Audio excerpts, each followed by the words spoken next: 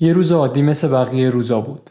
آسمون صاف بود و هوا خنک. آفتابم میزد ولی اونقدر گرم نبود. درست به اندازه‌ای بود که هم بتونی از خنکی هوا لذت ببری، هم از آفتاب. اگه قرار باشه به هوای اون روز نمره بدم، 8 از 10 میدم. قرار بود 2 دور دریاچه بدویم. هر دور حدوداً 6 کیلومتر که میشه 12 کیلومتر. طبق معمول تمرین شروع شد. منم با خودم میگفتم تو این هوا دویدن خیلی میچسبه. یعنی ببین خیلی حال میده. وقتی تمرین شروع شد خیلی راحت تونستم ریتم دویدنم اوکی کنم و سرعتمو تنظیم کنم. ببین اون روز حس قدرت میکردم. حس میکردم میتونم حتی بیشتر از 12 کیلومتر برم. ولی چقدر ساده بودم. همونطوری که داشتم به دویدن ادامه میدادم متوجه شدم که دیگه بدنم نمیکشه. نمیتونستم با پیس مربی و بقیه بچه‌ها ادامه بدم. انگار یهو اون حس قدرت از بین رفت، جاشو داد به حس ضعف و سستی. یهو چشامو باز کردم دیدم همه دارن میرن، من عقب موندم. نمیتونستم برای مدت بیشتری ادامه بدم. واقعا تموم شده بودم. نه تنها از نظر فیزیکی بلکه از نظر روانی هم تموم شده بودم. اون لحظه به خصوص بود که به مرز شکست رسیدم. به قول خارجی‌ها میگن I reached my breaking point. تصمیم گرفتم که بذارم بقیه برن. اینطوری هم نبود که کم کم سرعتمو کم کنم. یهو وایسادم. همونجا وایسادم. بعد همونطوری که داشتم میرفتن داشتم نگاهشون میکردم.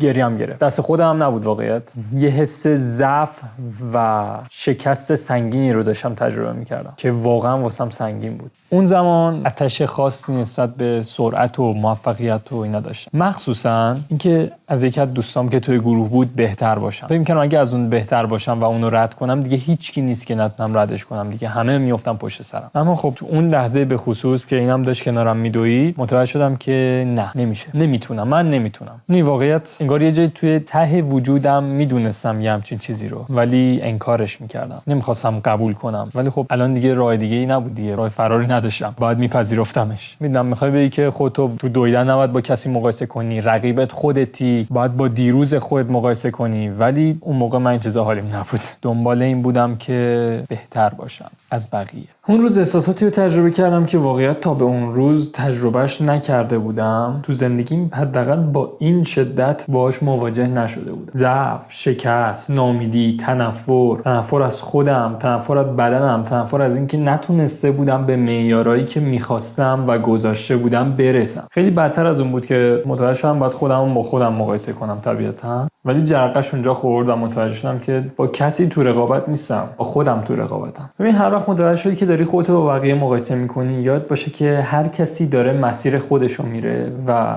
تنها رقیبی که هر کسی تو مسیرش داره خودشه، خود دیروزشه. برای همین سعی کن از خود دیروزت بهتر باشی، نه از امروز و فردای بقیه.